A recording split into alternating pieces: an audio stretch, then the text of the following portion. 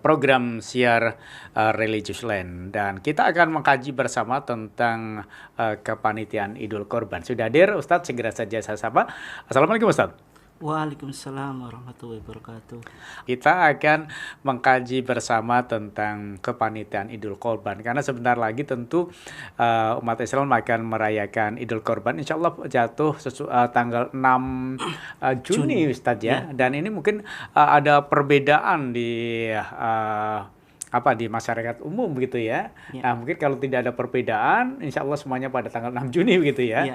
Nah, tentu sudah mulai disiapkan kepanitiaan Idul Kurban. Nah, mungkin bisa dijelaskan Ustadz ya, siapa saja ya panitia atau mengapa dibentuk kepanitiaan Idul Kurban itu ya Ustadz ya.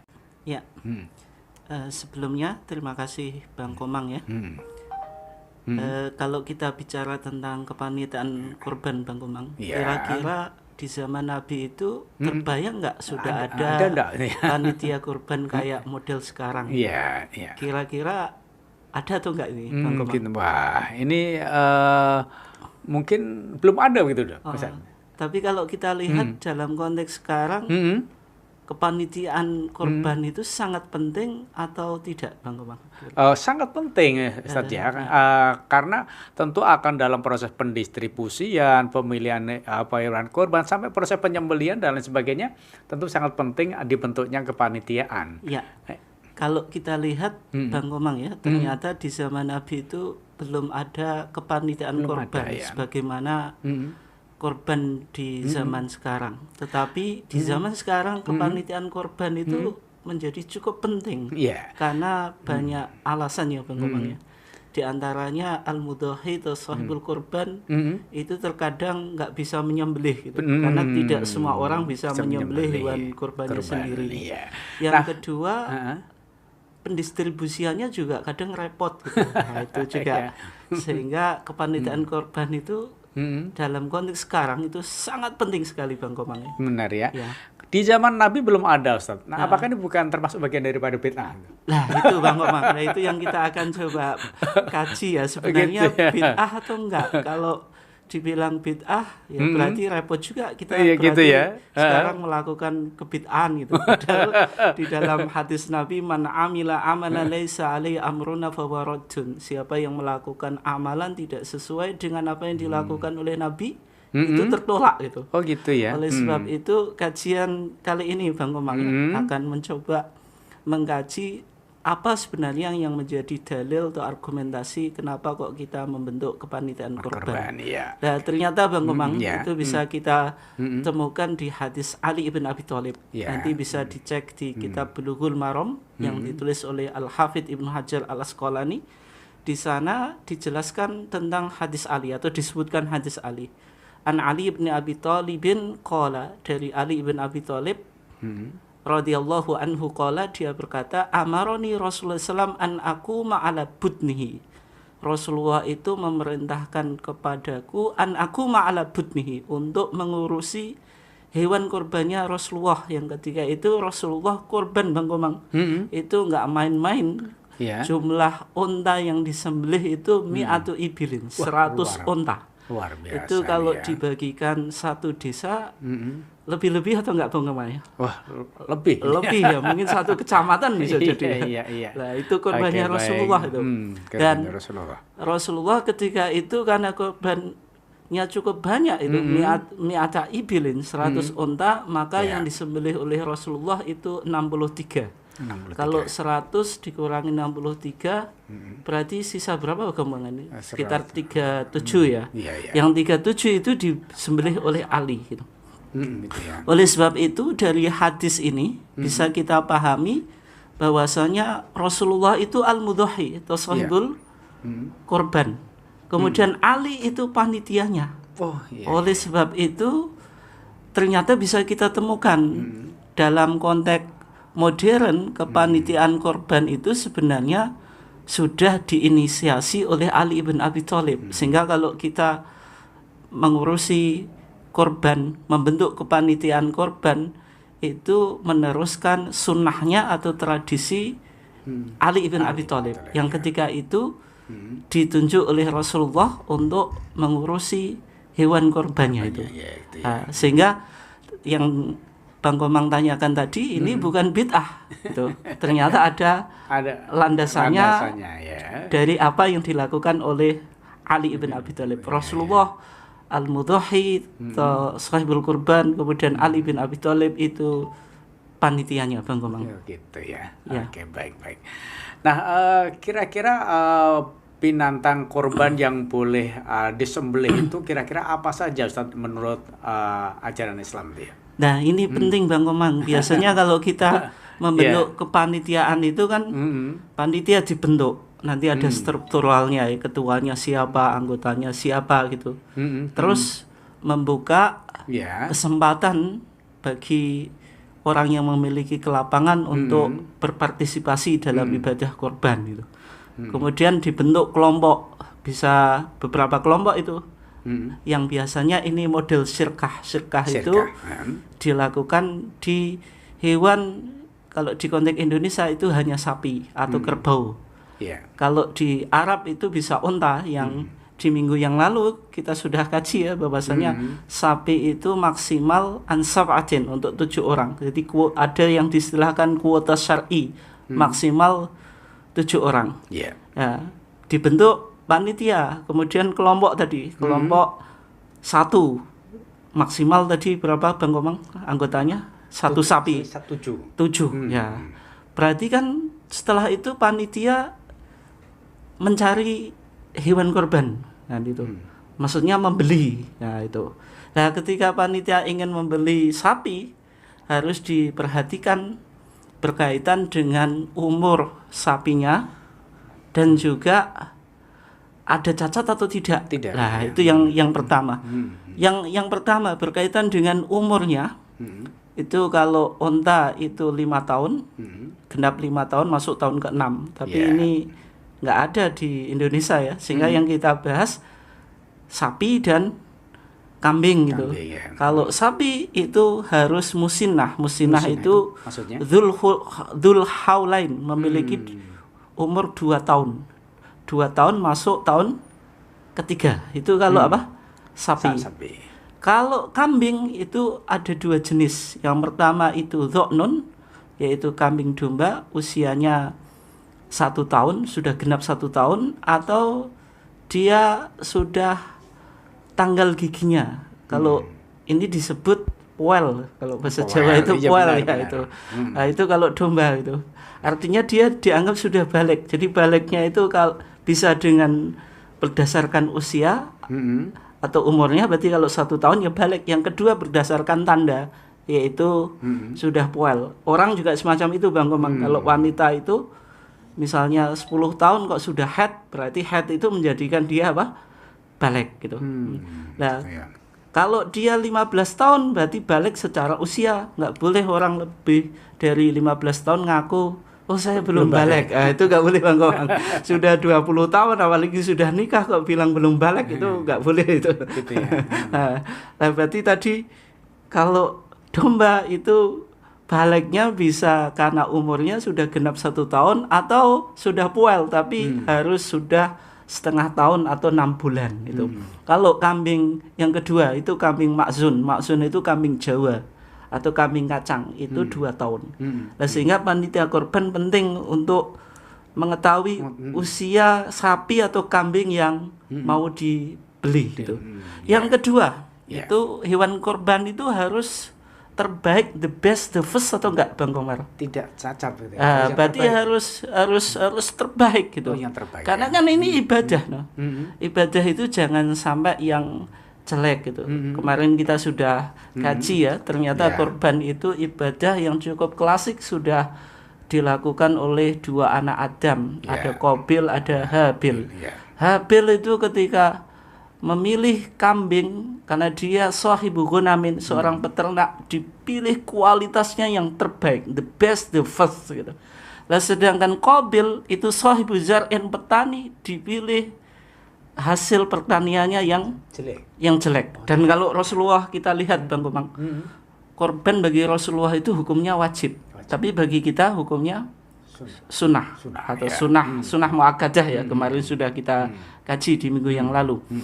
Rasulullah itu kalau tiap tahun itu beliau korban 2 ekor kambing. Yang pertama kambingnya Rasulullah itu akronain, keduanya bertanduk. Ya, menunjukkan kalau kambing bertanduk itu berarti bagus itu. Sedap dipandang mata. Amlahain, keduanya putih mulus. Warna putih itu warna yang menarik untuk kambing gitu. Kemudian di riwayat yang lain dikatakan saminaini wa saminaini atau au saminaini. Maksudnya keduanya gemuk dan keduanya mahal. Gemuk dan mahal itu ada korelasinya atau enggak, Bang Komang? Tentu ada. Tentu ada ya. Ya secara umum kalau uang kita besar itu dapat hewan kurban yang gemuk gitu. Kalau uang kita pas-pasan itu secara umum susah ya, kecuali bejo atau beruntung ya. Ada peternak yang dia lagi membutuhkan uang itu, hewan kurbannya atau ternaknya dijual dengan harga yang murah, tapi itu jarang terjadi, Bang Komang ya. Secara umum kalau kita ingin cari kambing atau sapi yang gemuk itu uangnya juga harus mendukung gitu. Artinya ini kan terbaik gitu korbannya Rasulullah. Kembali ke tadi, Bang Komang. Berarti yang perlu diperhatikan harus pilih hewan yang terbaik. Sehingga di antara kriteria terbaik yang paling penting itu tidak ada cacat. Tidak ada cacat itu. Nah, cacat-cacat apa kira-kira yang tidak boleh digunakan untuk berkorban gitu. Di hadis Al-Bara' ibn Azib, Bang Komang itu. Qoma fina Rasulullah sallam faqala. Rasulullah itu berdiri di antara para sahabat atau ngasih khutbah lah kira-kira. Rasulullah bersabda, arba'un la tajuzu fid dhuhaya. Ada 4 hewan yang tidak boleh digunakan untuk korban. Ini penting, Bang Komang. Harus diperhatikan oleh panitia yang diberi amanat kepada oleh siapa al-mudhahi untuk mencarikan hewan korban. Yang pertama, Bang Komang, apa ini? Itu al-awra al-bayyin awaruha, yang matanya satu, PC ya, PC ya bahasa matanya satu, yang jelas orang Jawa picek gitu. Picek ya. ya picek ya, yang jelas piceknya gitu ya. Jadi kan matanya kalau satu itu berarti cacat itu. Cacat ya. Meskipun ada matanya tapi misalnya putih semuanya, nggak bisa ngelihat, itu dianggap apa? Cacat itu. Cacatnya cacat permanen begitu. Iya. Ya kalau cacatnya misalnya ketika sapi atau kambing itu dibawa ke panitia tiba-tiba terjatuh, misalnya matanya kecolok terus gimana ini? Lah itu termasuk, Bang Komang. Makanya hati-hati ketika panitia menurunkan hewan kurban dari truk ya biasanya itu jangan sampai jatuh terus matanya keculak misalnya. Kecolok ya. Lah kalau misalnya buta sama sekali dua-duanya, boleh atau enggak, Bang Komang? Nah, ini. Berarti kalau menurut tadi berarti termasuk kriteria cacat begitu saja. Iya, satu saja enggak boleh, apalagi dua-duanya. Ya kayak gini, Bang Komang ya. Misalnya seorang anak gitu memukul orang tuanya gitu. Boleh atau enggak, Bang Komang? Anak memukul orang tua tidak boleh. Nggak boleh, tapi di Al-Qur'an Allah Subhanahu wa taala hanya bilang wala taqul lahuma uffin. Janganlah engkau berkata kepada kedua orang tuamu Nggak ada larangan memukul. Kalau saja menunjukkan sikap atau respon atau ucapan yang tidak mengapresiasi, tidak menghargai orang tua saja dilarang, Bang. Dilarang ya. Apalagi memukul. Jadi memukul lebih dilarang ya kayak tadi. Gitu ya. PC atau picek saja itu nggak boleh, apalagi buta kan gitu, Bang. Ya. Pemahamannya gitu. Itu cacat yang tidak diperbolehkan. Yang kedua itu wal maridatu al bayyin maraduha. Yang sakit, yang jelas sakitnya. Kalau nggak salah 2 tahun yang lalu ya, Bang Komang, itu ada penyakit yang disebut PMK ya. Masih ingat nggak, Bang Komang? Masih ingat ya. Itu penyakit PM, mulut dan kuku gitu. Nah, itu virus bisa hewannya itu lumpuh dan seterusnya. Iya. Berikutnya juga ada lato-lato. Ya itu. Dari penyakit yang biasanya dinas peternakan itu mempublish atau merilis beberapa penyakit yang perlu untuk diwaspadai itu penting untuk dijadikan pertimbangan Bang Komang. Apalagi dalam kita beragama tidak hanya bayani. Bayani itu melihat Quran dan hadis. Tadi kan cuma sakit. Tapi harus burhani. Burhani itu mempertimbangkan ilmu pengetahuan. Nah tadi ada beberapa penyakit yang rawan untuk dihindari, yaitu penyakit bagi hewan korban gitu. Misalnya PMK itu harus diwaspadai. Kenapa Bang Komang nggak boleh hewan korban itu sakit kemudian digunakan untuk korban? Korban itu tujuan intinya apa Bang Komang? Untuk sosial ya. Di samping spiritual kita ta'abbud beribadah kepada Allah, ada dimensi sosial. Jangan sampai kita niatnya ibadah gitu. Ternyata kita malah menyebarkan virus gitu. Padahal korban itu dimensi sosial, kita memberikan kesempatan orang fakir miskin untuk menikmati protein hewani gitu. Nah, ternyata kita memilih korban hewan asal-asalan mengidap penyakit. Itu kita malah menyebarkan virus. Ini ibadah kok dinodai kan gitu. Sehingga harus waspada. Jangan sampai hewan yang kita korbankan itu ternyata hewan yang membawa penyakit gitu. Sehingga Rasulullah 1446 yang lalu Bang Komang itu sudah mewaspadai kalau hewan korban itu nggak boleh mengidap penyakit gitu. Itu penyakit yang kedua. Penyakit yang ketiga Bang Komang yang penting untuk diwaspadai, harus dihindari dan panitia harus hati-hati ketika membeli hewan korban, yaitu kata Nabi al-arja al-bayyin dolauha, yang pincang yang jelas pincangnya. Kalau hewan itu pincang Bang Komang ya. Kambing, sapi pincang. Itu biasanya gemuk atau kurus Bang Komang? Kurus karena menahan sakit dan biasanya makannya juga ketinggalan. Nah itu Bang Komang. Jadi biasanya kurus gitu. Karena dia sakit itu. Sakit kan mengurangi dagingnya gitu. Terus biasanya apalagi dulu di zaman Nabi itu atau di zaman saya kecil, kambing itu dingon bahasa Jawa nih, atau digembalakan. Nah, kalau yang pincang itu yang lainnya itu sudah makan rumput, dia ketinggalan nggak dapat makanan itu, sehingga menyebabkan kurus. Gitu. Yang kedua, pincang itu cacat. Gitu. Jangan sampai hewan korban itu kok cacat itu. Nah ini yang penting saya sampaikan Bang Komang.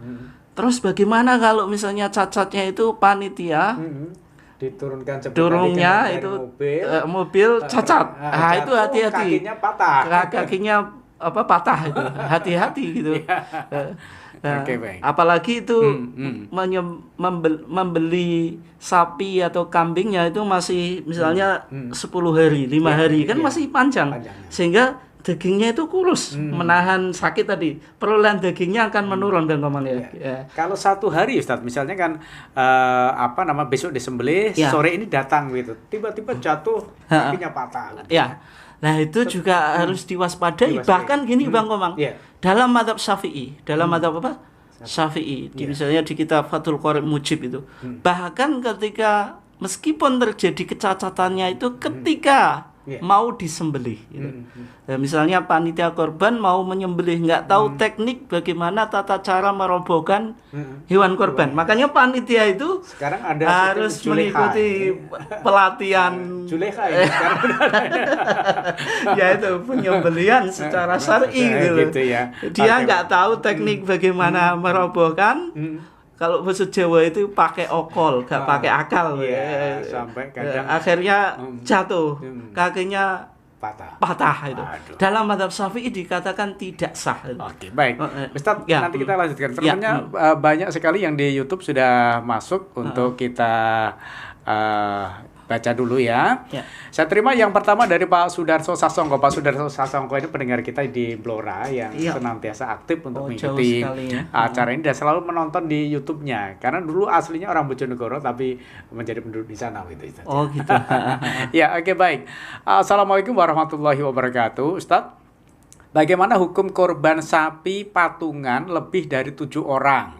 Karena saya tahunya maksimal patungan 7 orang. Bolehkah ini Ustadz? Soalnya ini banyak terjadi. Terima kasih Ustadz ya. Ya. Ya, gini ya, yang tadi. syirkah, hewan yang boleh syirkah itu onta dan sapi gitu. Ya. Onta nggak usah kita bicarakan kan nggak ada gitu. Kami nggak boleh syirkah ya. Kami nggak boleh. Kami nggak boleh. Nah sapi itu ada 2 hadis Bang Komang. Hadis dari Ibnu Abbas dan Abdullah ibn Jabir. Nanti Pak siapa tadi? Pak Sudarso Sasongko. Pak Sudarso ya. Nanti bisa dicek di kitab Bulughul Maram. Ada hadis Abdullah ibn Jabir. Di sana dikatakan nahalna ma'a Rasulullah sallam amal Hudaybiyah. Kita menyembelih bersama Rasulullah tahun Hudaybiyah. Di sana dikatakan al-baqarata an sab'atin. Sapi mencukupi 7 orang. Di hadis Ibnu Abbas juga semacam itu.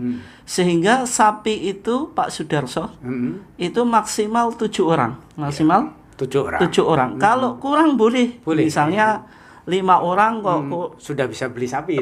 Sudah bisa beli sapi. Boleh. Bahkan 1 orang Bang Komang itu. Nah, kemarin itu ada yang tanya kepada saya. Iya, gimana Ustaz? Ustadz di salah satu rumah sakit ya, nggak usah saya sebutkan karyawan rumah sakit itu. Iya. Dia, Ustadz di sini ada karyawan 2 orang inginnya membentuk satu kelompok, satu kelompok ya. Nggak usah yang lain ikut. Apakah boleh? Ya, boleh atau enggak Bang Komang? Boleh. 2 orang mau beli 1 sapi. Boleh. Ya boleh gitu. Boleh. Asal sudah bisa.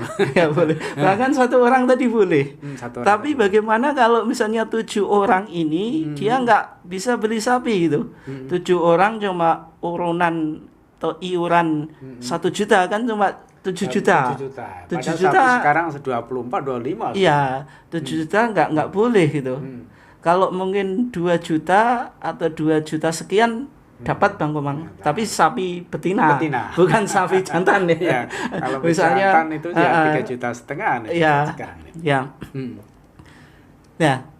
Sehingga kalau lebih dari itu misalnya 7 orang kok nggak bisa beli dapat 1 sapi ya gitu. Akhirnya cari 1 orang lagi, 8 orang nggak boleh. Nggak boleh. Nah terus bagaimana kalau korban iuran di sekolah atau keroyokan atau bisa juga sebut sawiran. Keroyokan itu setiap orang ikut ngeroyok Bang Komang itu. Meskipun 100.000 bisa ngeroyok itu. Gitu ya. Misalnya ada yang 50, ada 100. Tapi ternyata ada efek negatifnya Bang Komang. Efek negatifnya apa? Orang kaya dia akan males. Bang Komang tadi bilang iurannya kan 1 kelompok 3.500.000 ya Bang Komang. Akhirnya orang kaya akan mengeluarkan 100.000 saja. Sudah bisa korban. Nah itu yang disebut korban keroyokan atau saweran. Tapi saweran yang positif loh, bukan yang negatif ya. Ya juga nyawer sesuai kemampuan. Yang semacam itu belum disebut korban. Tapi latihan korban. Apakah dapat pahala? Dapat. Tentu pahalanya beda dengan yang korban mengikuti kuota syar'i. Yang mengikuti kuota apa? Syar'i. Sehingga kesimpulannya yang semacam itu tidak perlu dilarang, tapi dia bukan masuk korban sesungguhnya gitu. Ya untuk latihan atau belajar gitu. Tapi kalau kita sudah mampu jangan belajar terus. Ya Guyon nanya gini Guyon. Kenapa kok di sekolah itu anak-anak dilatih untuk korban keroyokan atau korban saweran atau iuran Bang Komang ya. Supaya kita menanamkan sejak dini spirit berkorban. Nanti kalau sudah dewasa korban sesungguhan. Tapi yang terjadi itu sudah dewasa ya tetap latihan terus Bang Komang. Ini yang berbahaya. Terima kasih tadi Pak Sudarso Sasongko yang ada di Blora, juga Pak Nur Rahman. Assalamualaikum, waalaikumsalam. Terima kasih. Dan juga ini saya lanjut sebelum kita break, ada Pak Ahmad. Assalamualaikum warahmatullahi wabarakatuh. Kalau korban pakai kambing betina, bagaimana Ustadz? seperti Pak Sudarso, di masyarakat juga banyak paham kalau korban harus pakai kambing jantan ya. Nah, ini bagaimana nih kalau ini. betina, ya? Jadi korban itu nggak mengenal perbedaan gender. Maksudnya sah dengan menggunakan hewan korban jantan atau betina. Tidak disyaratkan harus jantan. Meskipun jantan itu diutamakan, Bang Komang. Kenapa kok diutamakan? Kira-kira apa Bang Komang jawabannya? Karena jantan itu biasanya dagingnya itu lebih banyak. Jadi nggak ada apa namanya itu gajahnya itu sedikit dibanding betina. Tapi bukan berarti Pak Ahmad korban dengan sapi atau kambing betina itu nggak sah, tetap sah. Cuma yang ada perbedaan itu yang hamil. Yang hamil itu yang menghamil gitu. Yang hamil gitu. Dalam mazhab Syafi'i tidak sah. Kenapa? Karena hamil itu ada kecacatan sehingga dia cacat kemudian dagingnya juga berkurang. Tapi kalau gini Bang Komang biasanya terjadi ya. Di masyarakat itu korban pakai sapi atau kambing betina. Secara umum dilihat perutnya itu nggak besar gitu. Dia dianggap tidak hamil. Ternyata setelah disembelih ada anaknya. Sah atau enggak? Nah itu sah ya. Karena anaknya itu termasuk boleh dimakan, Ustaz? Boleh. Nah ada hadis zaka'ul janin zaka'u ummihi. Kalau ibunya itu sudah disembelih, anaknya otomatis ikut disembelih. Oh gitu ya. Jadi kalau sudah meninggal, sudah mati ya berarti boleh dikonsumsi. Tapi kalau gitu. Masih hidup misalnya disembelih lagi gitu. Oh gitu ya. Sehingga yang perlu diperhatikan tadi betina boleh, tapi jangan sampai milih yang hamil. Ya. Oke, baik. Tampaknya ini sudah banyak yang masuk juga. Kembali akan saya bacakan ini Ustadz ya. Kalau tadi ada Pak Sudarso, ada juga Pak Ahmad. Juga berikutnya ini saya terima dari Pak Muhnur Rahman ya. Menanyakan begini. Bagaimana Ustadz hukumnya korban bagi orang tua yang mengatasnamakan anaknya yang kadang belum balik ya.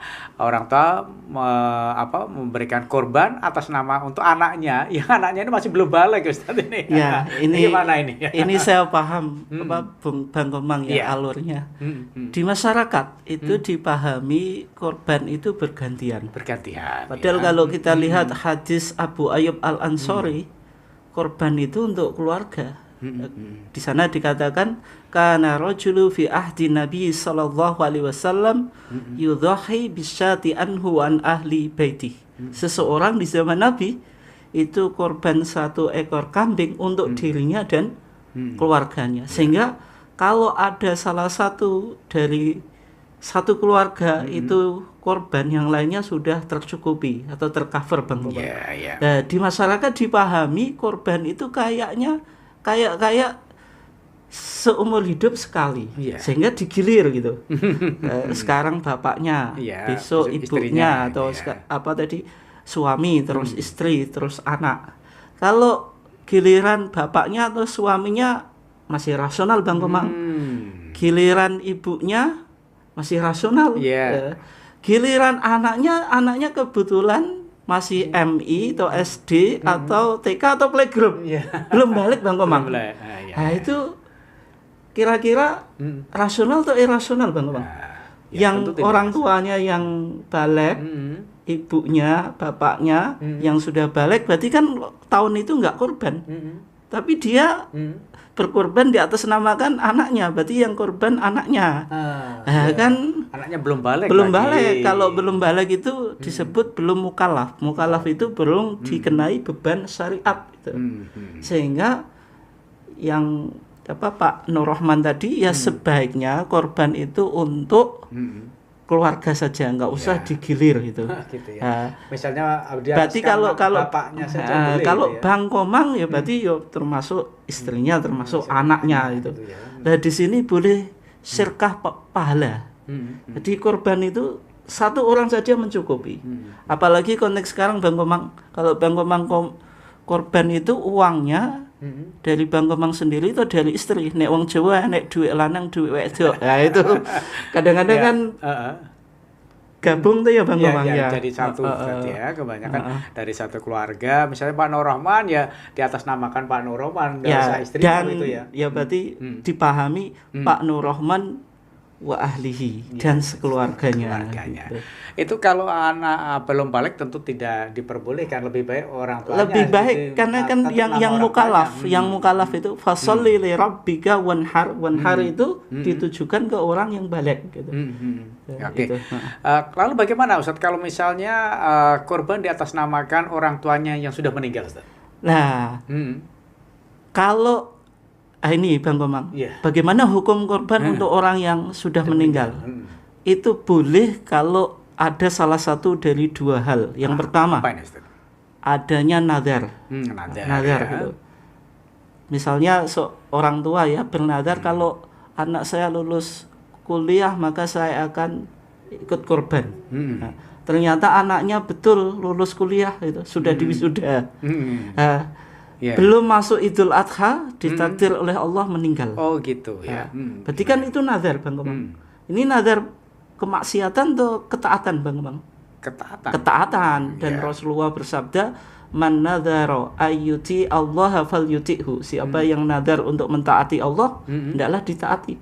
Berarti anaknya yang mendengar nazarnya orang tuanya tadi boleh berkorban di atas namakan orang tuanya yang meninggal dan bernadar tadi.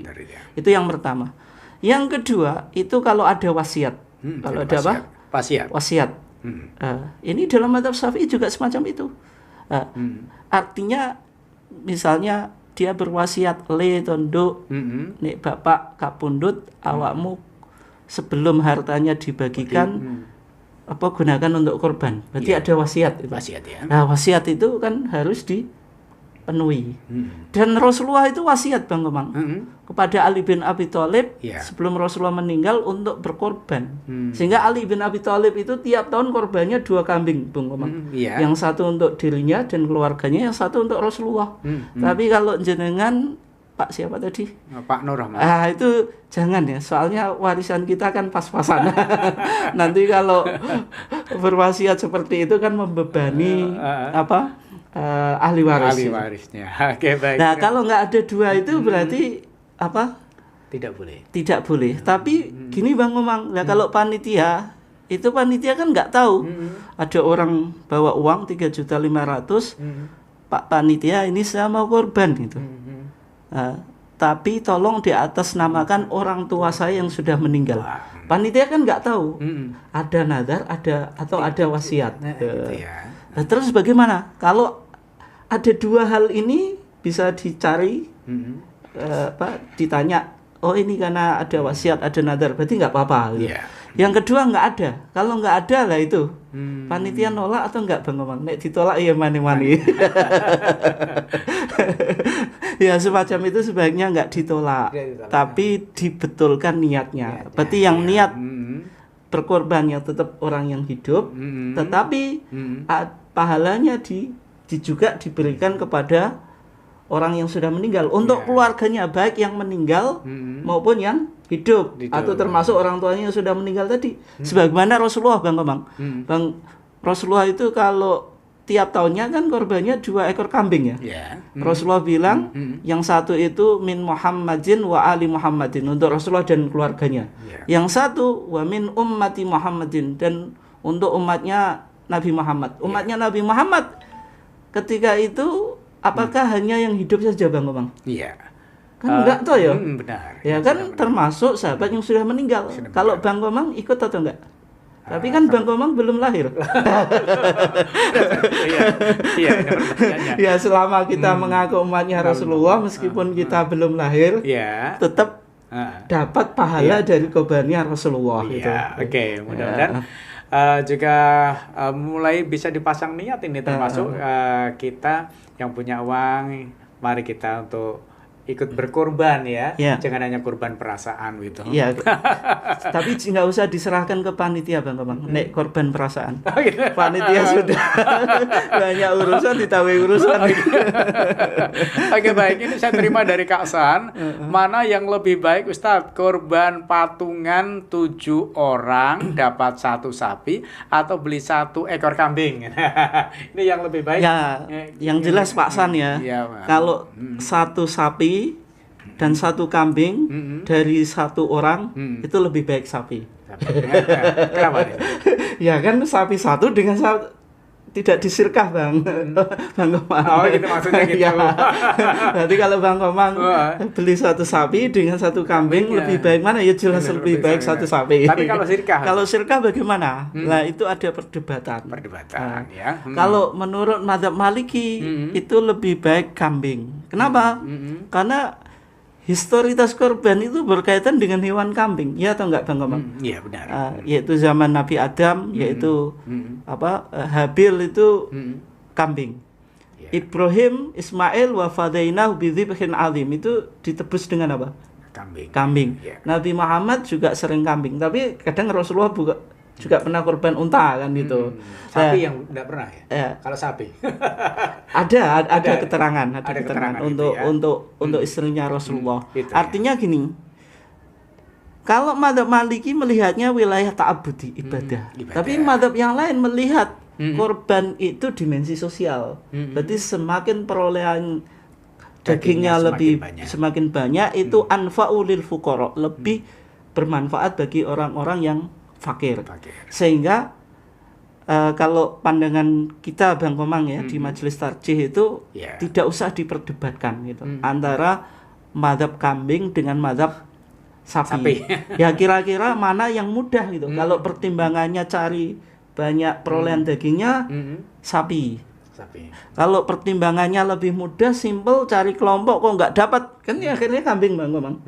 Atau mungkin cari dagingnya lebih lezat kambing. Tapi kalau cari dagingnya tidak disiri oleh banyak orang yang sapi. Nah, itu beberapa hal yang penting untuk dipertimbangkan. Dan mungkin satu tempat dengan tempat yang lain, satu orang dengan orang lain itu bisa beda-beda. Sehingga tidak usah dipertentangkan. Ya, untuk apa ya? Pembagian daging korban untuk sohibul korban itu kira-kira yang boleh dimakan oleh sohibul korban berapa Ustaz? Dari 1 ekor sapi itu ya? Misalnya dibagi ada 7 orang tadi ya yang boleh diambil dagingnya untuk sohibul korban? Ya, berarti kalau sirkah karena sapi itu 7 orang ya 1/7 kan gitu. Nah, itu berapa? Yang jelas sohibul korban atau mudhohi boleh makan. Fakulu minha makan, tapi ini tidak wajib, hanya sebagian ulama menganggap sunnah. Gitu tapi tidak boleh semuanya. Kalau dimakan semuanya bukan korban. Karena minha itu sebagian. Tapi wa'at imu kasihlah kamu makan al-qani'a orang fakir yang tidak meminta, wal mu'taro dan orang fakir yang meminta. Kalau ngasih makan atau mensedekahkan itu wajib meskipun sedikit. Kalau dalam mazhab Syafi'i itu athlasan, sepertiga dimakan, sepertiga diberikan fakir miskin, yang sepertiga dihadiahkan untuk teman-teman atau orang kaya gitu. Kan korban itu kan bukan hanya untuk orang miskin tapi juga untuk orang kaya. Cumanya kalau orang miskin itu dia tamlik kepemilikan, kalau untuk orang kaya itu hadiah gitu ya. Sehingga berapa persentasinya itu yang jelas gini Bang, itu kan pemahaman para ulama ya, sepertiga itu. Tapi yang jelas semakin banyak kita bagikan kepada fakir miskin itu semakin baik gitu. Tapi bukan berarti kita tetap boleh menikmati. Misalnya tidak menikmati pun juga tetap sah itu. Tapi yang penting untuk dicatat Bang Komang, karena kita bicara tentang kepanitiaan korban. Nah, mudhohi atau sohibul korban itu penting untuk digembirakan Bang Komang. Biasanya di beberapa tempat itu mudhohi dengan yang bagiannya dengan di masyarakat itu disamakan gitu.